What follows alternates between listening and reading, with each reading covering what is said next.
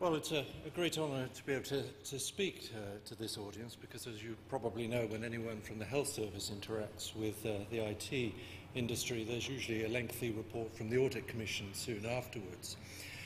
But such has been the rapid change of recent years, we've been noticing considerable development in the populations attending our service, and that doesn't take into any consideration at this point those that for whatever reason wish to avoid acknowledging or thinking about difficulties they might be running into.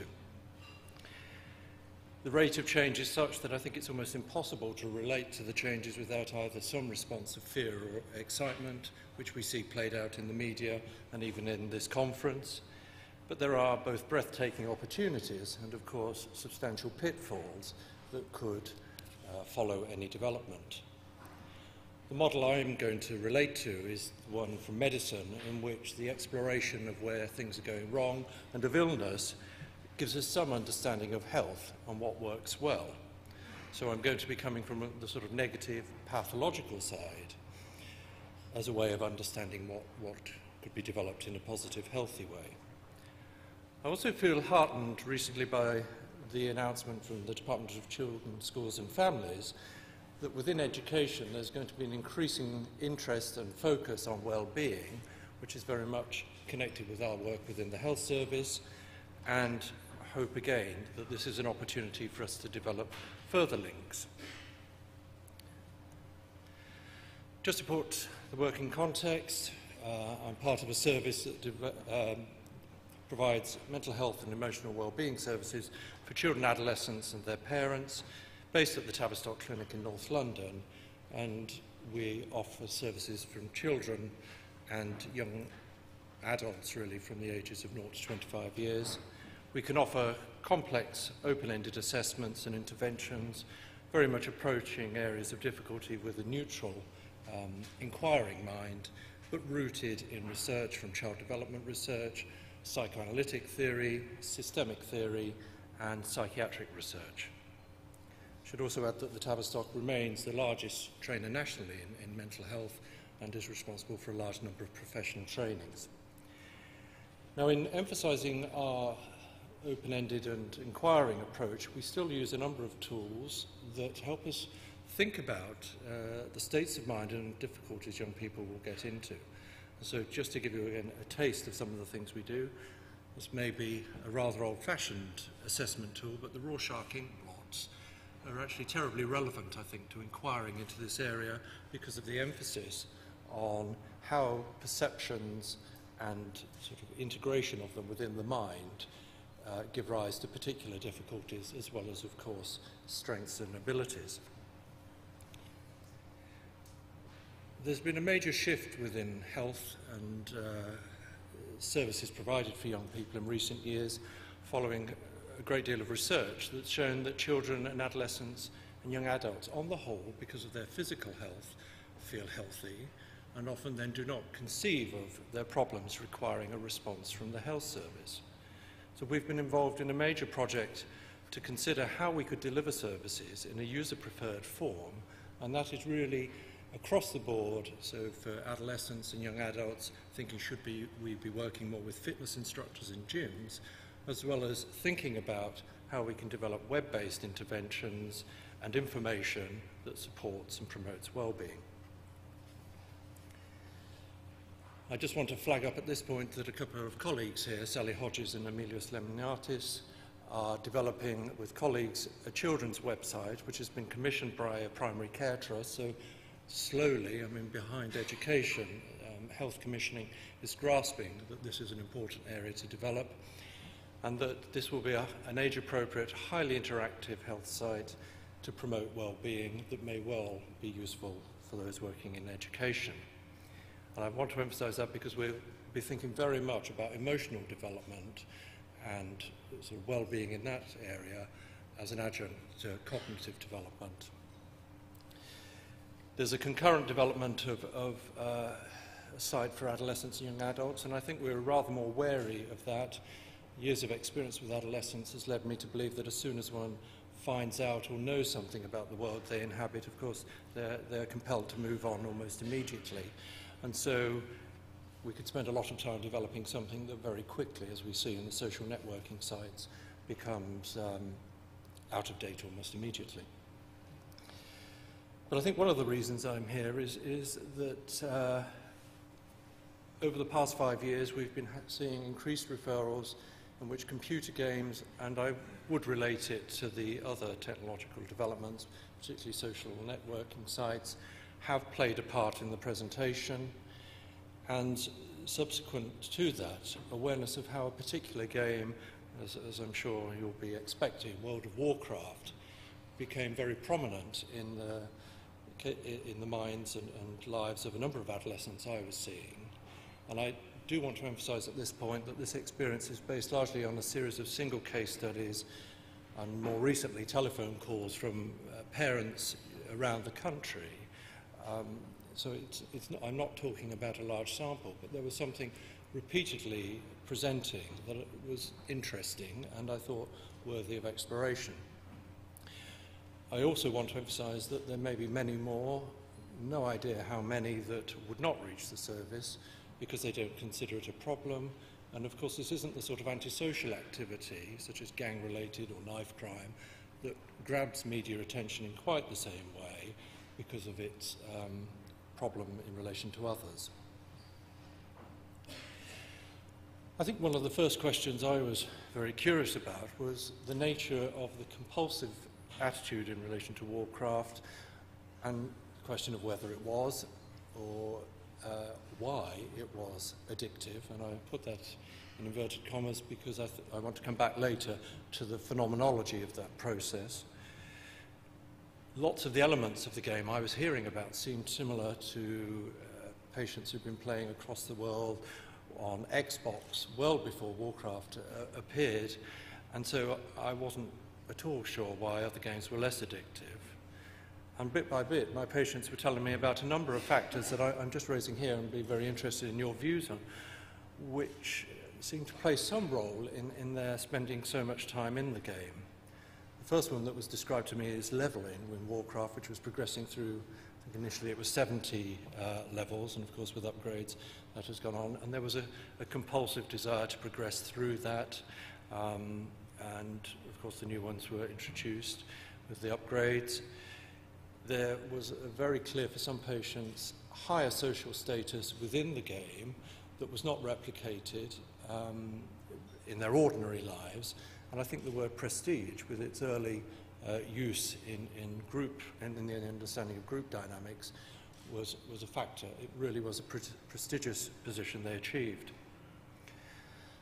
In relation to groups, I mean, obviously Warcraft is a multiplayer game with the ability to network, get into teams in the guilds, and each of those seem to have their own quality and particular dynamics, which sometimes would be more like a gang structure, which could be quite destructive, but other times more nurturing and supportive. And again, I'd like to come back to that. There clearly was the excitement of the violent raids, and they would communicate how frustrations could be vented through exciting, aggressive actions in the game, but again, not typical to Warcraft alone. There were varied and elusive rewards to gain, and the social networking across the world would allow particular intimacy, so things could be discussed through the game, including sexual activity and fantasies that would not necessarily be so accessible in other games. What I was also struck by was that the wish to go back to the game repeatedly seemed to have a fishbowl effect of looking what was going on and how friends or others would be monitored, not just in terms of what was being achieved through the game, but again a virtual world which could be examined from time to time. Certainly for some patients, I have no doubt that their behaviours could be understood in terms of addictive behaviour. They would crave time in the game, and the preoccupation with it seemed very difficult to resist. It was always on their mind some way, and their day was structured around the game and access to it. Often one finds in addictions that there are very clever, cunning arguments to support the ongoing use of whatever it is they're addicted to. And there were similar arguments about how to secure time in the game, superficial agreement to do certain tasks or take part in certain activities, whilst sort of cunningly planning to get back as soon as possible, and would argue that staying in the game was compatible with health and development. And so adults who were married and working successfully would be quoted as a good role model who were still playing Warcraft. There seemed to be a fear of being excluded, cut off from the game, and certainly for some young people, if the parent does switch off the PC or the modem, there did seem to be quite a dramatic response, and in some cases violence. I wouldn't want to say that was extreme by any means, but I think it was worrying for the parents who were very unsure how to deal with the situation. And for some patients, particularly when an upgrade came, it always seemed there'd be excessive time in the game, with some spending at least 14 hours or so a day. And this is, I'm sure, very familiar to you from the press. So, of course, if you're stuck in that same seat playing a game for that length of time, not attending to your physical needs, and with poor sleep, eating and drinking, it's a bit like repeated long-haul flights. And so then there are the obvious risks that dehydration and stasis of staying in the same position present. And I don't particularly want to go into that now because it's, again, well reported.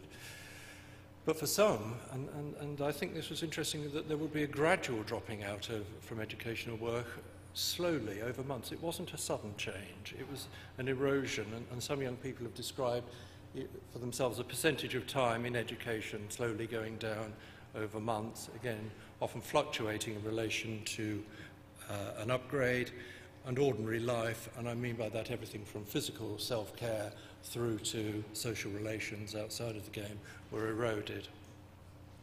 Yes, I mean, social relations were very much restricted to those in the game, and one of the things that was very striking was that the avatar in the game, that position in the game, was so prestigious and valuable that switching off was experienced as being downgraded. And I think that remains a problem of how we relate to these virtual worlds, whether either in terms of sensory perceptions or other qualities of experience, whether ordinary life really is rather dull, and what we do about that. I put development as arrested because for some this would mean missing important developmental steps such as GCSEs or important social events in their lives, where they'd rather be taking part in a raid that evening than attending an important social event or party. One young man who has very much emerged from it described a nightmare that was occurring in relation to a spell of playing the game over a summer holiday. He would spend most of the summer holiday playing the game, the sort of 12 to 14 hours a day, and that was his idea of a holiday. And he came puzzled with a nightmare in which a cat lay on the floor of a hospital paralysed, and when observed more closely, it was seen to have no muscles, existing just a skeleton and skin. And you probably realise I'm one of those old-fashioned people that think it's not just noise in the machine, but this has some meaning. And I think he felt there were certain aspects of resilience and strength that were just not developing and were becoming vestigial or absent as he remained engaged in those activities. What I do want to emphasise, though, is of all the cases I've been involved with, I don't think there's any evidence or suggestion so far of a single neurodevelopmental factor, such as Asperger's syndrome. There seem to be multiple individual, family and social and educational factors which contribute, some of which I'll list.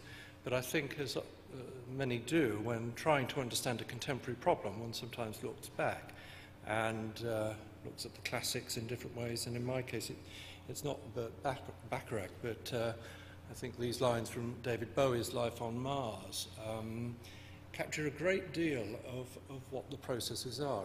The girl in this sort of, with her mousy hair, it's not the most appealing body image, but conflict at home, a friend is nowhere to be seen, and this very moving description of depression as walking through the sunken dream, and then getting to somewhere better, but by that point she's hooked to the silver screen.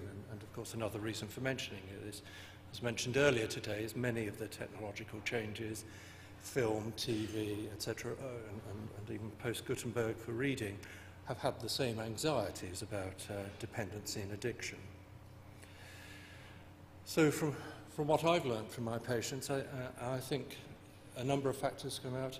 I mean, body dissatisfaction is endemic in society, as well as particularly in the adolescent community, with up to 60 to 70% of adolescents now really hating their bodies and would wish to pursue cosmetic surgery if they could.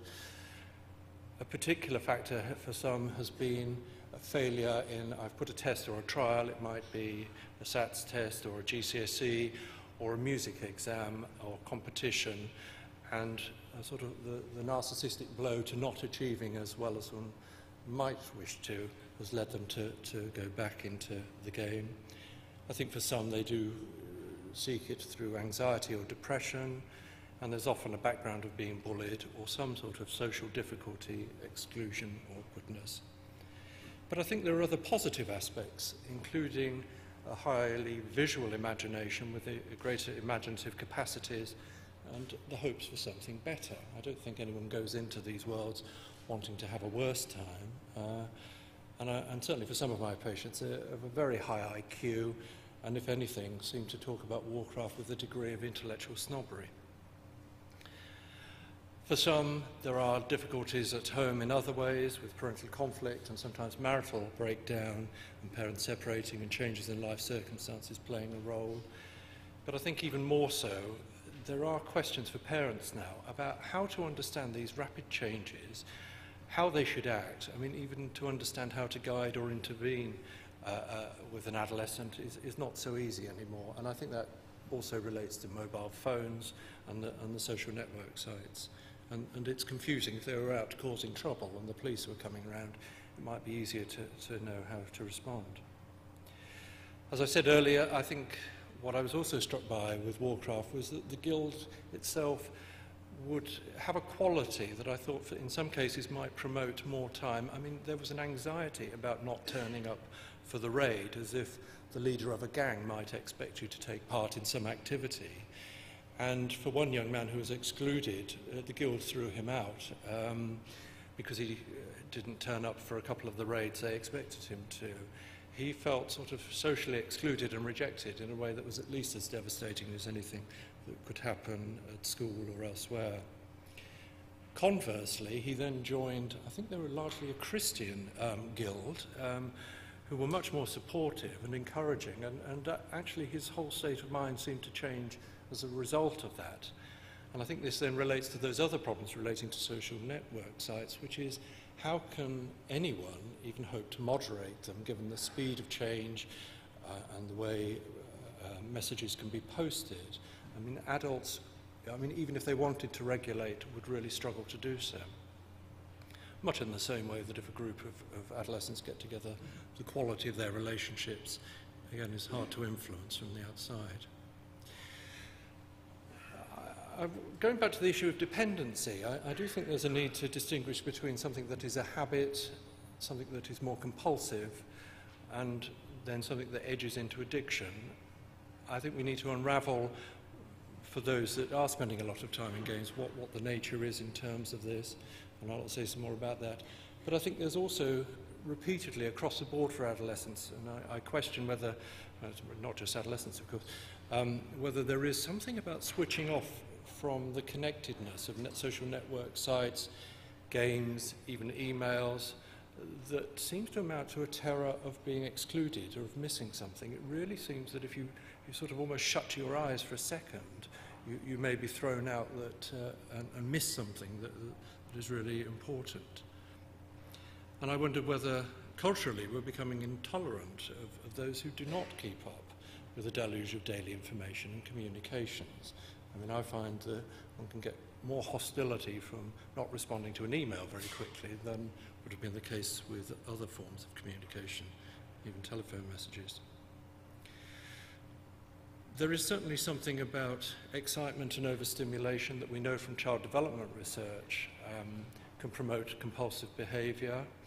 I had a patient once, an autistic child, who had the habit, and he was very excited by it, of tracing lines with his eyes, and would at times put himself in front of an untuned TV to try and induce epileptic fits. He was very small, he was only 4 at this point. So there's something about the pleasure of visual stimuli and how we moderate that I think is important in the well-being of young people.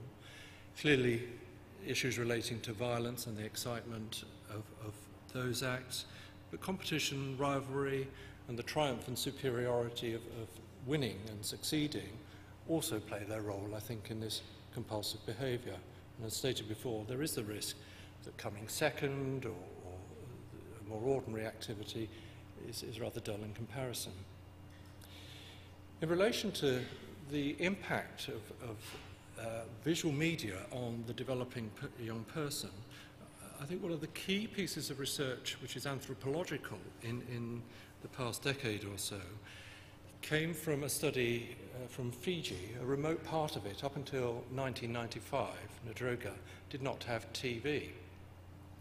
Now, what's fascinating about Fiji is also that the traditional aesthetic for the body was not thinness, and actually it wasn't many places before the 1960s, but a rather robust body habitus, and so they were not pursuing thinness in the way that our culture does now. And in fact, individual efforts to exercise or diet to change shape were frowned upon. So very sort of wildly different culture from what we would recognize in the West. By 1998, so 3 years after the introduction of TV, there were key indicators that disordered eating and a desire to change body shape were becoming prevalent in the population of young people. Now, the reason for emphasizing this is not to sort of scaremonger again about the woes of TV, but to think about the impact upon the developing mind that certain visual stimuli or models have, and how that can lead to, in this case, obviously the risk of more anorexic patterns of behavior, which itself has quite an addictive quality. What I hear about, and this is in relation to body image disorders like anorexia, bulimia, body dysmorphic disorder, as well as the Warcraft players, is that the eyes do seem to have a very excitable quality that seems to me rather like taste buds, where a pleasing visual experience stimulates desire, and of course that can go in different directions. But there's a rapid effect upon the self. We do, of course, anyway inhabit now a culture of high visibility. The visual communication is everywhere. We're seeing huge increases in body dissatisfaction, and I think there are questions for some of my patients about whether the avatar is always going to be that bit more appealing than they feel themselves to be in the physical world. I think also from our understanding of child development research, I think this may play some role in understanding the success of the Wii game. Children develop well through physical contact and bodily involvement, as do adolescents, really, when they're developing sexually. And there are questions, I think, in how we think about virtual worlds, games, about where the body might play a part. There's lots and lots of research, particularly in early infancy, about how someone thrives when their body is involved and there is some human touch. Clearly related to that is important of emotional relationships, and I'd be very interested to hear further discussion about the sort of role a teacher can have in a child's life, particularly when they're from an adverse background where the family relationships at home are not so rewarding, how one might really try to create that with game-based learning, and how one keeps the good things about having a person and face-to-face contacts. We don't know at the moment, but certainly if certain parts of the brain are overstimulated, one does see hypertrophy of those parts of the brain, and again, the sense of questions of balance, and if the cognitive centres and visual centres do become overdeveloped, it's undoubtedly going to shift the balance within the brain. And there's no evidence for this at the moment, but I think there must be some question about how brain development is going to be shaped and what sort of results one will see from this. But I think one of the most important lessons, particularly working with adolescents, is also learning how to bear frustration and being able to wait. I mean, it's of course true of infancy as well.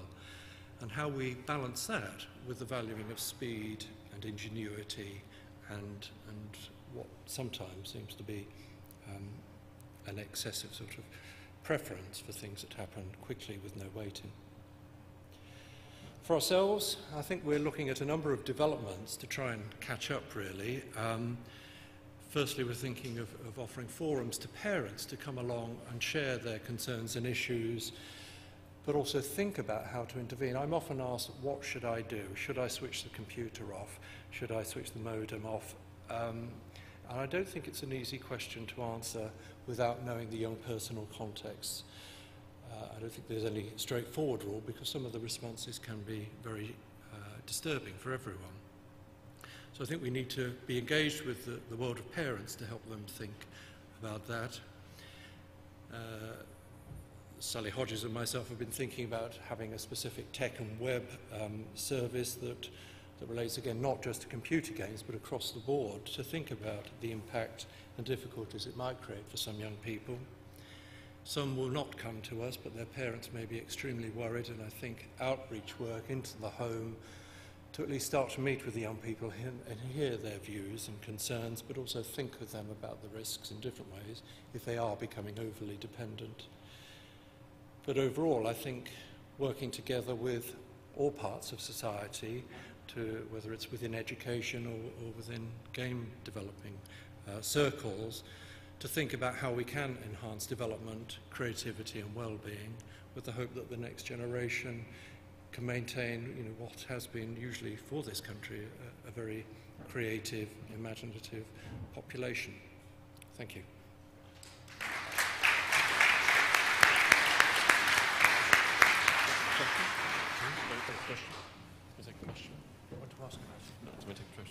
Yeah, we've got time for just one question. Does anyone have a question?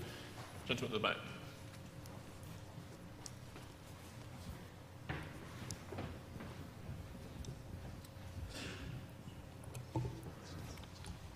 If you could introduce yourself and then ask a question, thank you. I'm Hamish Todd. I'm from the Institute of Ideas. First of all, I'd like to thank you for a very calm presentation, very informative, but you've not really been hard enough on exactly how terrible World of Warcraft is. I mean, it's easier to understand all of the stuff that you've said to us when you know the business model of it. The returns for the company are directly linked to the amount of time that the player spends on it. They have to have a subscription. It's not just a one-time purchase. And so the gameplay is designed to make you play it as much as possible. There's little strategy involved. I mean, you said that there are varied rewards. The rewards are not actually very varied. They're the same thing again and again, which is what the gameplay is as well. And there's no strategy, no real thought. It's not stimulating on any level at all.